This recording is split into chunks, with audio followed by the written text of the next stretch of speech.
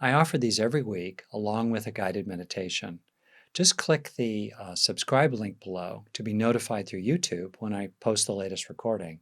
Or if you'd like to join us live, which would be great, just go into the description section below and follow the link along to be able to sign up for free. So I'd like to say a little bit about the classic Anapanasati Sutta. Sati being mindfulness and Anapana being mindfulness or breathing.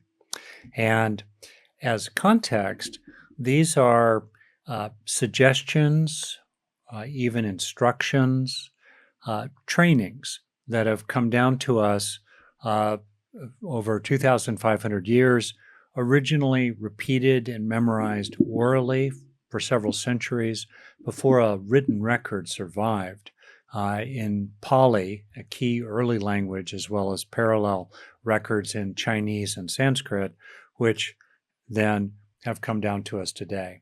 It's quite possible that some editing happened in the process of getting to us, and there are also many different good translations of these ancient texts into modern, let's say, English. And different translations have different nuances.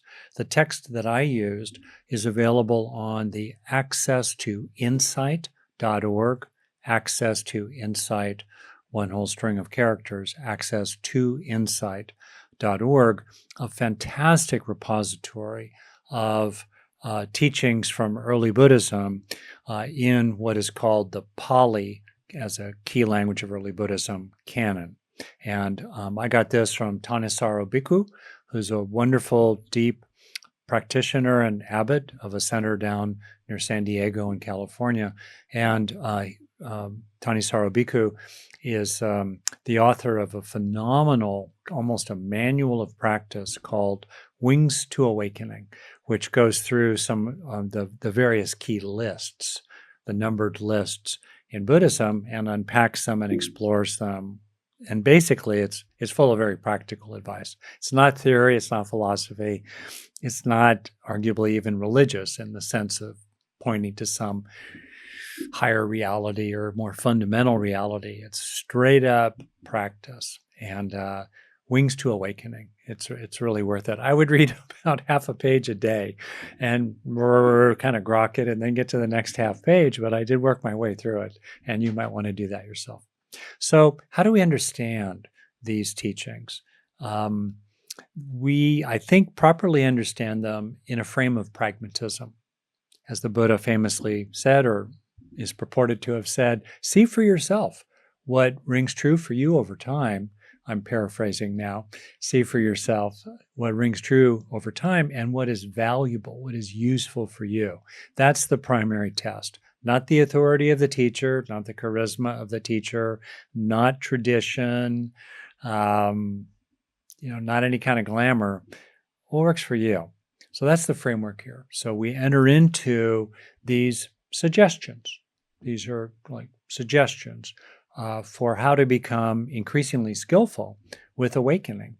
And we have here both skillfulness with dropping in to your true nature already and the true nature of things already, as well as skillfulness with a progressive process. So I put the Anapanasati Sutta as it is in the Majjhima Nikaya. It's also available in other texts, I think. I mean, not be right. Anyway, I put it in the chat. You can go take a look at it. Some kind people may from time to time copy and paste the early instructions that I gave through number 8, which is what we explored in the meditation. So I'd like to read some key portions of these texts now, and in particular, apply them to not just meditation practice, as valuable as that is, but to living in the real world, such as it is from time to time. And I should add before I go further that there are numerous people who are truly expert in this classic sutta. One of the people in our Sangha has taught me some good things about this sutta. named Jim French. Jim is often here. I haven't seen him yet today. He might be here today as well. So tip of the hat to you, Jim. And Jim is worth listening to and reading some of his own materials about the Anapanasati Sutta. And there are deep traditional practices with this ancient teaching, particularly in the current to Buddhism called Theravadan Buddhism, which could be translated as the way of the elders, early Buddhism, essentially, primarily found in Southeast Asia and a lot as well as found in the so-called Vipassana-centered or insight-centered streams of Western Buddhism. And there are people who would probably take issue with some of how I've kind of summarized things or come at them with a certain angle. And so I'm offering here for you to certainly see for yourself and, go further with people who could well be traditional teachers, particularly monastics in the Theravadan tradition, traditional teachers of this material. All that said, let's kind of start out with the very first part of the passage and recognizing that this text comes to us from a context that's 2,500 years old in northern India, patriarchal, stratified societies, highly gendered language. The Buddha's initial monastics were all male and certainly male identified. Who knows who might have also slipped in around the edges, perhaps even back then. But in any case, he did expand the monastic field, certainly to women, before he died with a fair amount of prodding from his mother, his former wife, I believe, and also his cousin who prodded him to do this. But the language is gendered and quite traditional. So that said, here we go. In the Sangha, which means gathering, essentially, of monks, there are monks who remain devoted to mindfulness of in and out breathing. Mindfulness of in and out breathing, when developed and pursued, is of great fruit, great benefit. And I want to call out here the notion of taking the fruit as the path. That's a phrase from Tibetan Buddhism, that we have here both that which is fruitful in the present and that which leads onward to even greater, more delicious, more enlightened fruits down the road. So there's both an appreciating of what is valuable here and now and what is skillful means to even greater ends. Both and. Really important. Okay? So then mindfulness, it continues, mindfulness of in and out breathing, when developed and pursued, brings the four establishings of mindfulness to their culmination. Two things here. And by the way, I'm using this sutta, forgive me if it's onerous, as a kind of crash course in fundamental notions and teachings, the practical teachings of the Buddha, and how we can think about all that. So we have here the four establishings, sometimes called foundations of mindfulness. They are specifically being mindful of the body. Second, which includes breathing. Second, being mindful of the feeling tone, or in modern language, the hedonic tone of experiences, as pleasant, unpleasant, or neutral. Third, being mindful of general qualities of your mind, your being, your consciousness, as open or contracted, caught up in craving or not, angry and fearful or not, general qualities. And then the fourth establishing of mindfulness has to do with some major themes in Buddhism, including the Four Noble Truths. Okay? Now notice a key word here, culmination. This goes to the point I made previously, that these teachings are both about the destination and the journey. So certainly there is discussion of the culmination, and the Buddha was crystal clear for everyone that complete, irrevocable, fundamental liberation of the heart enlightenment, is the heartwood of practice. It's the fundamental aim, and everyone is invited.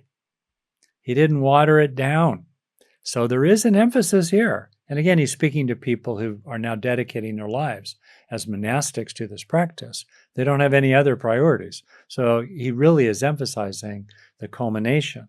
But let's appreciate that as an invitation out of respect and valuing us to draw us onward as far as we can go in this life. And who knows what the future may hold after that. And also along the way, as he said, engaging in practice that is good in the beginning and good in the middle, as well as good in the end. So being careful about that word culmination and also really appreciating the value along the way. Okay? He continues, the 4 establishings of mindfulness, which I've just described, when developed and pursued, bring the 7 factors for awakening to their culmination. So the languaging here locates the 4 establishings of mindfulness as, in effect, a means to an end to the 7 factors of awakening.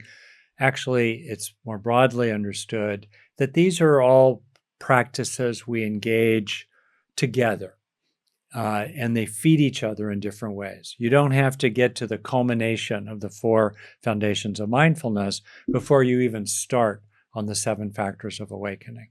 It's an important point. So what are those 7 factors? I love this material because I can remember 7 things, and also because it's very psychological and very practical. And so I will describe them using keywords that mean something to me.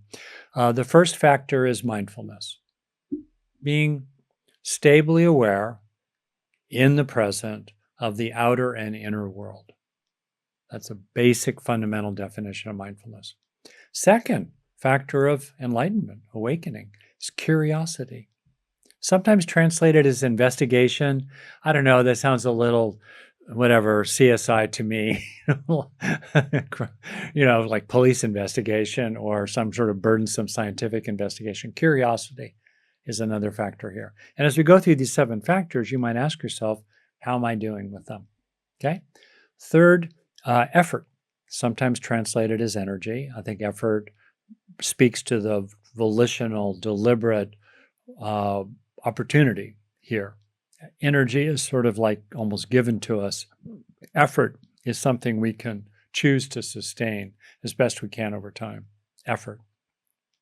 Fourth factor is translated as bliss. You could broaden that into happiness, contentment, joy, rich, important positive emotions, maybe positive emotions with a lot of heart in them, like love. Okay? Fifth factor, tranquility. And there is a little bit of a notion that these different factors can kind of foster each other in a sequence, and we can also engage all of them, together in some way, or start further down the list, let's say. So tranquility, peacefulness. And you can recall that in the meditation, tranquility was, woven into mindfulness of breathing. And then we have the factor of deep, non-ordinary states of consciousness, really moving into spaces in your meditative process that, you're no longer in Kansas anymore. This is different. This is profound. This is transformational, accessible, and non-ordinary states of consciousness, concentration. Sometimes the traditional word for that would be samadhi. And then last, equanimity. Emotional balance, not reacting to your reactions, walking evenly over uneven ground. Those are the 7 factors of awakening. And they're all psychological. There's nothing woo-woo about them. And they're to be cultivated and practiced along the way. Okay? And then the final sentence here is the 7 factors for awakening, when developed and pursued, bring clear knowing and release to their culmination. That's code language for enlightenment experiences. Clear knowing and release. So that's the framing here. Okay? That's our framing. And then I want to use this as a transition into how do a kind of creative exploration of how we might apply some of these key elements, particularly as I summarized them, to dealing with our stresses, our upsets, our conflicts, and our worries about the world today. All right. Okay. So let's take a look at the next section.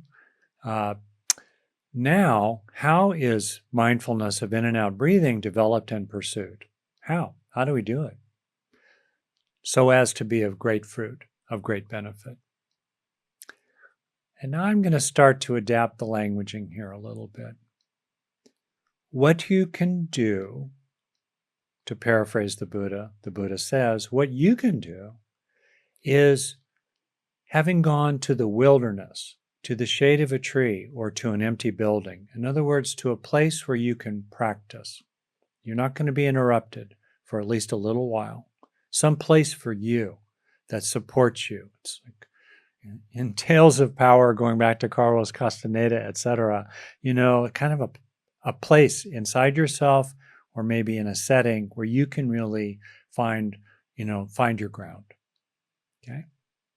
And then there's a disciplining of the body, so it's not all over the place, folding your legs crosswise perhaps, holding your body erect, and establishing mindfulness to the fore. Many people have wondered, what would this mean to establish mindfulness in front of you?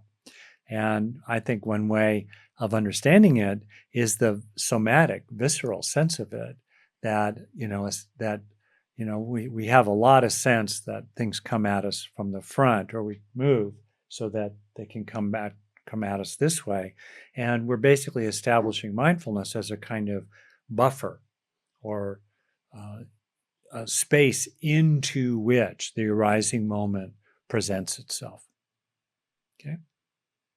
It's interesting to explore. You can play around with establishing mindfulness behind you and to the side, and above and below. Okay, cool. But in any case, being mindful, you breathe in and you breathe out. So to apply this to our life in general,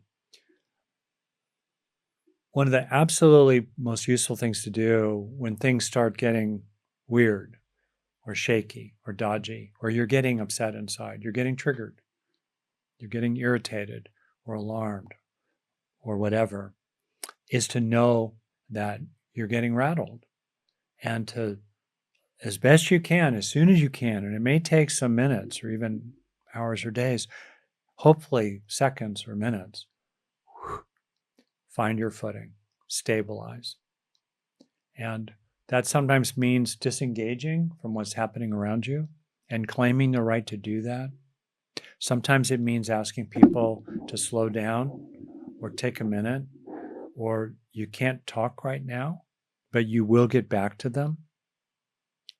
This is not a cutoff, but you're stabilizing. You're finding your footing.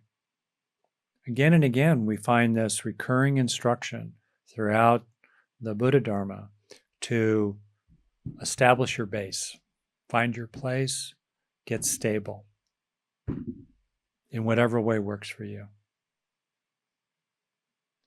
And as you train in getting stable, you develop the trait of inner stability, so that you're able to reestablish this inner stability within seconds of recognizing that you've gotten reactivated, or within seconds of recognizing that something is coming at you from the world that you have to deal with.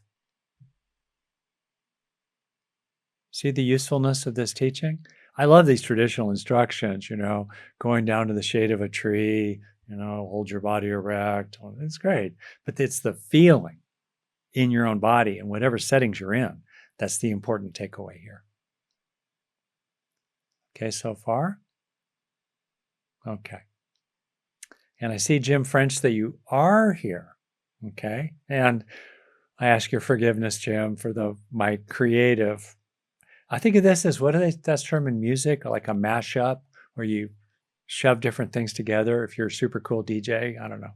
That's kind of what I'm doing here. Okay. So now I'm moving into, I did this at 42 minutes past. instruction from the Buddha that I shared is breathing in long, you discern you're breathing in long, breathing out long, you notice you're breathing out long. Let's combine that with the second step as well, breathing in short. You notice it's short, or breathing out in short, you notice it's short. In other words, you tune in to what's actually happening inside you with some granularity, some specificity and granularity of mindfulness. Sometimes that's aided by noting or naming what you're feeling right now. Pissed off, freaked out, frozen. What? Whatever works for you.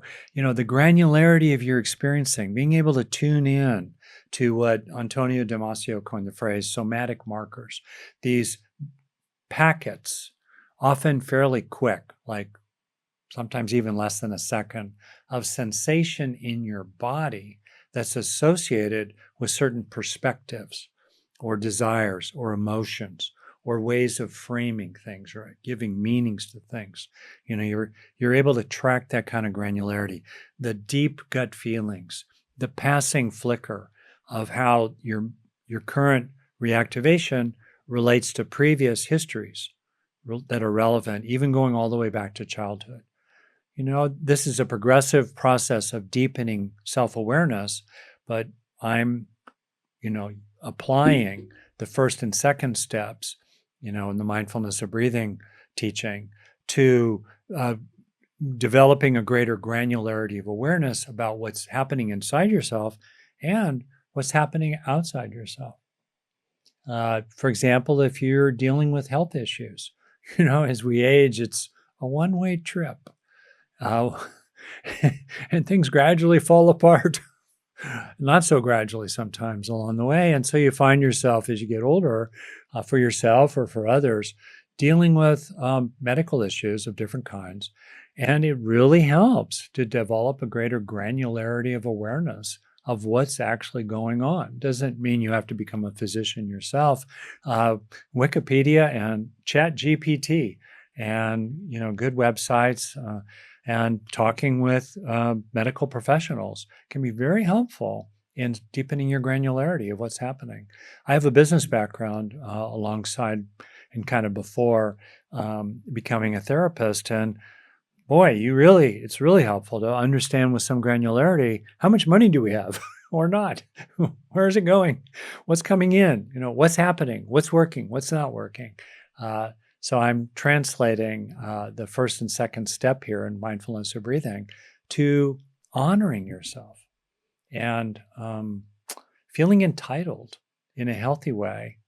You're not attacking others, although sometimes you might have to be blunt with people who are hiding what's true or undermining your capacity to discern what's actually true in a detailed kind of way. Okay. Then we have the third instruction, one of my total favorites, particularly if you know any of my work about, getting a sense of things as a whole, lifting your gaze to the horizon, widening out, opening out, and all the good neurological things it does. Here we have this instruction to be sensitive to the entire body, to be mindful of, although I like, Thanissaro Bhikkhu's word sensitive. Can we be aware of things as a whole? Now, maybe we're aware of the whole interaction that we're now 3 minutes in and the wheels are starting to come off. We're starting to get mad, or the other person's kind of getting strange, or they just did something that you didn't like, maybe for good reason. Can you be aware of the interaction as a whole? Them, you, the setting, what happened in the 3 minutes before this event, the broader relationship, widening out to humanity, life, the universe at some point, to the extent it's useful.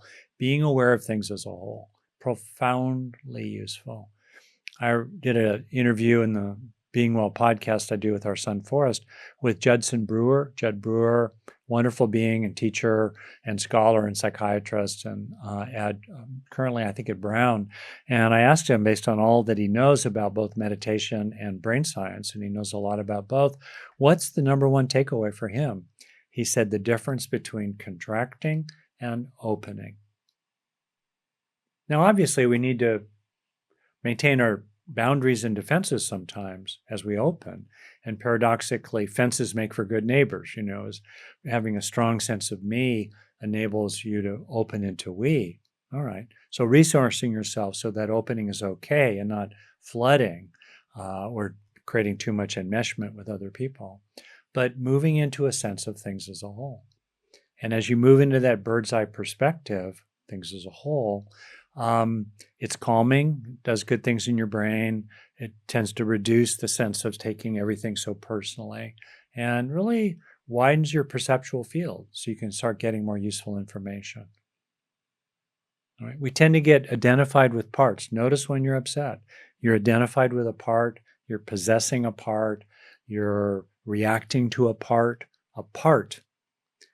It may be inside your mind, like a thought you have or a meaning you've given of an event or a word they used,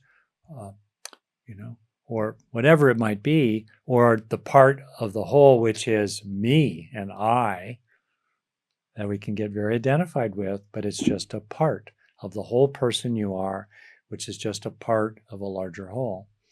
Notice that and notice what happens when you're aware of things as a whole. Great takeaway, huh? From Mindfulness of Breathing. Okay. And then, where am I here? The next one, step 4, I will breathe in, calming the bodily fabrication.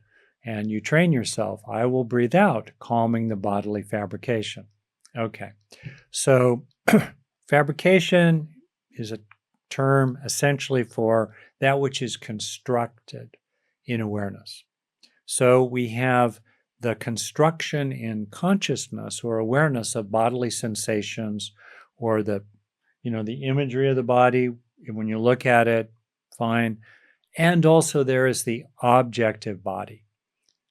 Me, I'm not a philosophical idealist. I think there really are bones there. Even as there is the hearing of the sound, thunk, thunk, thunk. That's the mind. Experiences are real. They exist intangibly. Bodies, rocks, galaxies, atoms exist tangibly. That's my fundamental view of philosophy. That said, here the Buddha is talking about the sense of the body as an experience. But of course, as we calm our experience of the body, our experiences of tension in the body that we calm, our experiences of sensation in different places in the body, and we calm those sensations, including key trigger points like the throat or the area between the eyes, the diaphragm, the belly, the base of the pelvis, and other places in the body, then the body as a whole, objectively, starts calming as well. Heart rate starts slowing, different details of calming and easing, parasympathetic activation in the nervous system occurs, calming. So let's step back from this and appreciate that in this fourth step in ways that are authentic. As we deal with stuff going on, it really helps to sort of calm and center ourselves. Calm strength is a key resource when we're trying to figure out what to do with America's politics these days, or what to do with your teenager, or what to do with your teenager who's now, approaching their 40th birthday, right? Or what to do with bad news from the doctor, or what to do about the fact that you really do like that third glass of wine or fourth cookie. It really helps to ground and center yourself, calm, and find calm strength. a book. I like survival stories. I'm a wilderness guy, and I recall the book. I think it was something like "Who Lives," and the author studied a lot of situations where people were dropped into disasters. Their plane crashed, they ran out of food, their car ran out of gas, something. Who lives? Who dies? And very consistently, your odds really go up if you can find a sense of calming, as the Buddha offered here in the fourth step here, and finding that sense of calm strength. Now, sometimes you have to take a little time with this. Maybe you have to slow it down. Maybe you need to reach out to others and to have the self-respect and dignity enough to be vulnerable in the request for help that helps you calm and center. But calming and centering, and you might ask yourself, in some stuff you're dealing with, how could you help yourself establish a sense of calm strength in how you approach the situation? And how could you help yourself return to that sense of calm strength, ever more rapidly while you're in the middle of the situation? Calming. Note that tranquility, which is close to calming here, is one of the 7 factors of enlightenment. It's not just some sort of airy-fairy, oh yeah, tranquility, whatever. No, this is strong advice from Dr. Buddha, Coach Buddha. Hey, this is how to do it, people. It's kind of like, I don't know, I'm into Golden State Warriors basketball right now. Well, they're doing well. And it would be like if Steph Curry, if I played basketball, which I don't, if Steph Curry had a little clinic or a little handbook on how to shoot baskets, I'd pay attention to Coach Curry. I'd want to know what his advice was. Well, here the Buddha is giving us advice. Okay? And then I combined steps 5 and 6 deliberately. You can see them here. I will breathe in sensitive to rapture, and I will breathe out sensitive to rapture. I'll come back to that word, rapture. And training oneself, I will breathe in sensitive to pleasure. I'll come back to that word as well. And breathe out sensitive to pleasure. The word translated here as rapture is also the word that's used in the 7 factors of awakening, which I translated as bliss. There are different translations of that word. Probably rapture and bliss together get at different aspects of it. Tanisaru Bhikkhu, I think, is emphasizing the aspect of being enthralled, being just like really drawn into your own experience at this stage in the process. Others would emphasize the qualities of delight, joy, bliss, a very bodily sense of intense pleasure, with pleasure commonly translated as happiness.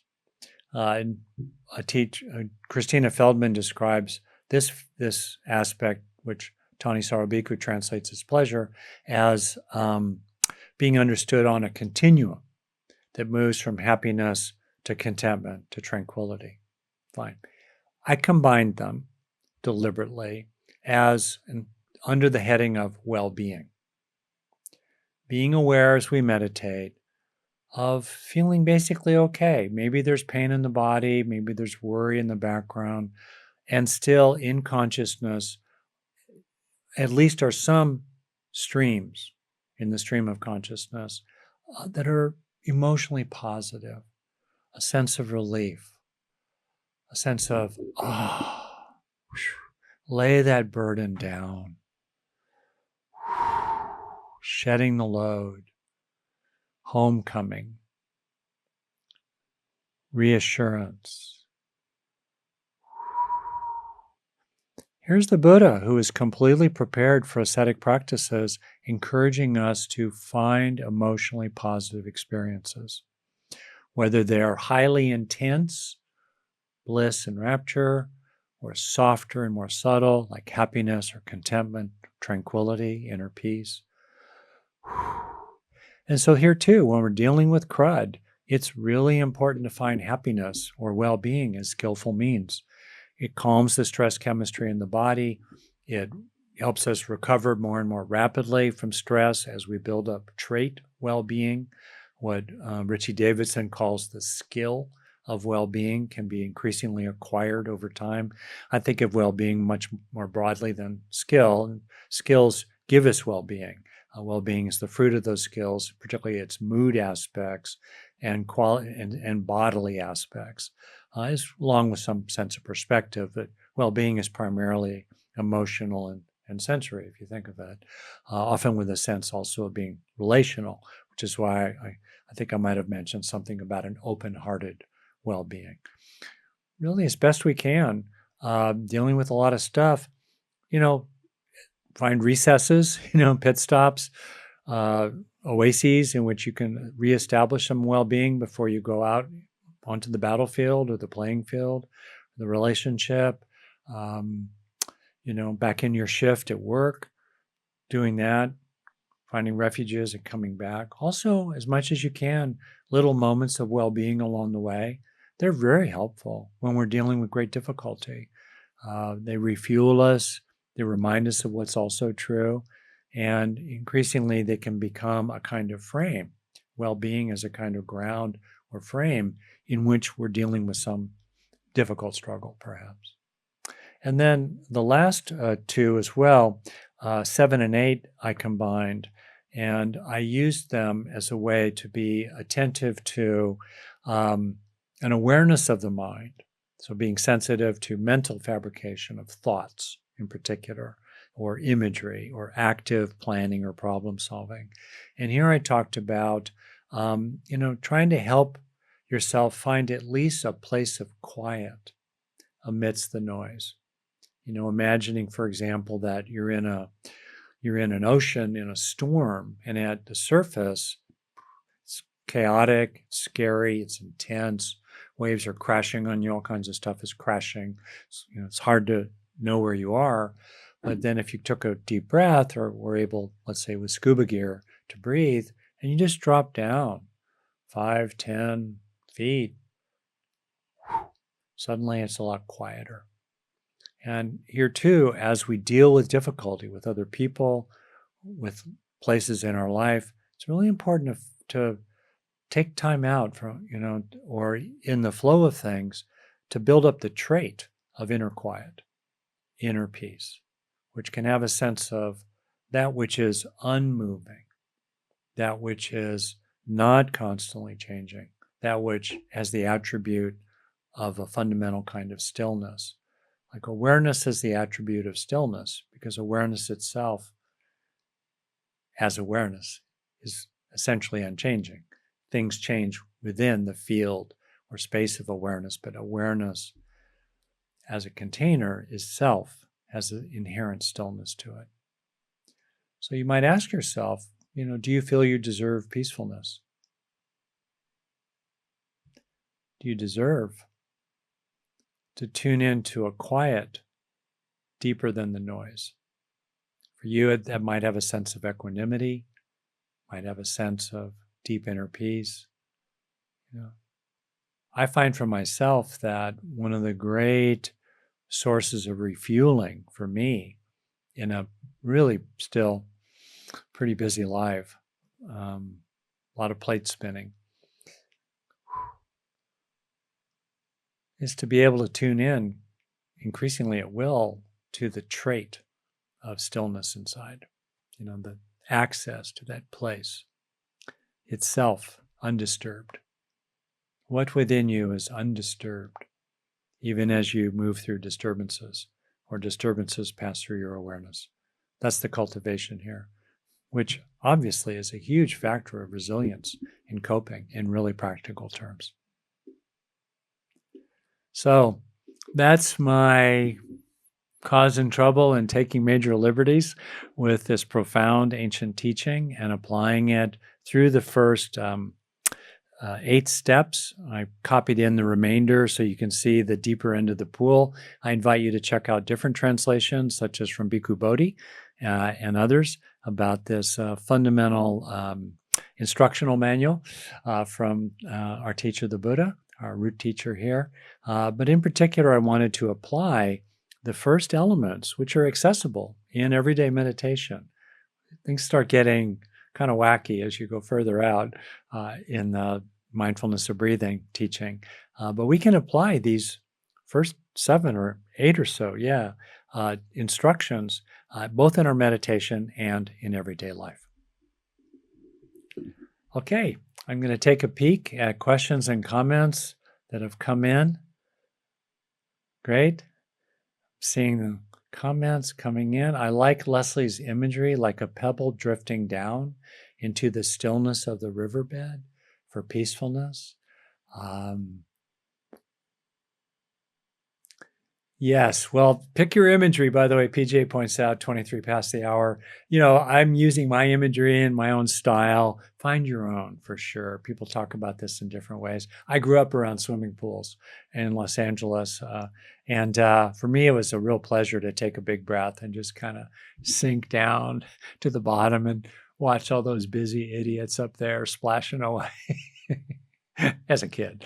And then I would come back up again. Okay. Thanks for the kindness and the comments to me. Yeah, as Fran pointed out, in a way, oh my goodness, oh my God, OMG, how simple. I calm my body and my mind. Beautiful. While, of course, realizing that calming our body and our mind also helps us get really excited, or deal with a load of crud. So we're not suppressing that stuff. In a way, we're building up our capacity to manage it. Okay, great. Granularity. I love this comment from Elaine, 11 minutes past. Is granularity the opposite of seeing the whole, or are they interdependent? It's fantastic. And this is a huge topic, including, as I'm learning in Zen, call out one of my absolute favorite Zen books. It's got a technical title, but it's totally readable, so profound, called Realizing Genjo Koan by Shohaku Okumura. Someone might help me here by putting it in the chat. Realizing Genjo Koan, which is a deep dive into the heart of the great Zen master Dogen's teachings, which include the fairly well-known little triplet, to study the way is to study the self. To study the self is to forget the self. And to forget the self is to be illuminated by or enlightened by or awakened by all things. So, there is the wave, and it's being made by the whole ocean. There is the planet, and it's being made by the whole universe. Both and. And there are persons who exist and have sorrows and joys, and morally, my view, have responsibilities and rights. Both true. And we are all parts of a larger whole. So both are true. Both are true. And I love what Elaine brings out and Jovian comments on in a respectful way, that both are true. In other words, as they say, we can find a universe in a grain of sand, right? And in terms of skillful means, I think psychologically, I'm a longtime therapist, many people where they kind of start out is that what they're aware of is fairly gross in the sense of being big, chunky. That's a better word. It's kind of chunky. Like, well, how do you feel? Mad, or yeah. Well, that's kind of chunky. But with practice, you develop more and more granularity, more and more discernment. You can start deconstructing, which is very consistent with the Buddha's, some of his major teachings, to deconstruct the ongoing constructing of the mind stream. And through increasingly being aware of its elements, its parts, its dynamics. Fundamental insight has these three aspects to it. We're aware that all phenomena are made of parts that are connected and changing, and therefore empty of or lacking in intrinsic independent existence. Boom. And we bring that insight to all phenomena increasingly. It starts intellectually maybe, and it becomes increasingly obvious to you and palpable and in the kind of woven into the fabric of your ongoing knowing or experiencing of what's happening. So there is a lot of value in recognizing granularity, as I'm saying, including granularity of space and time in terms of your experience. In other words, being able to tune into smaller and smaller kind of units of your body sensations, your emotions, subpersonalities, little perspectives or packets of thoughts, little yes buts muttering in your mind. That's space, smaller and smaller units. And also being able to track granularity in smaller and smaller intervals of time. So you're able to track events in your own awareness that are occurring, 2 to 4 times a second. It's probably pretty normal capacities. And with some experience, you can start to track things that flicker even more rapidly than that. Supposedly, I'm not there yet, in deep practice, people can recognize, 1 million mind moments a second. I find that really hard to believe neurologically, but maybe. Anyway, finishing up here. I love that this person is bringing this up, and maybe it's a good place to finish here. As if you'll join me in this, in the ways in which we can be both mindful of our own personness. I'll use the word self to apply to the person as a whole, our own self.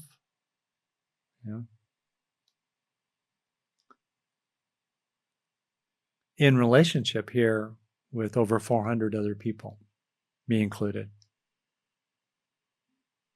Taking a moment. You can even kind of toggle back and forth. Here, here.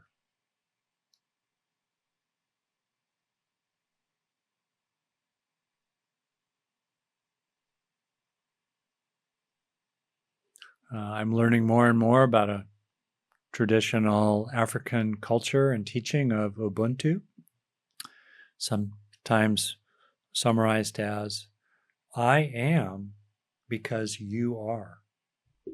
And of course, you are because I am. Both and. The wave and the ocean. And may you be increasingly mindful in useful ways of both the wave that bears your name tag and the whole ocean of reality that's making this beautiful, beautiful wave.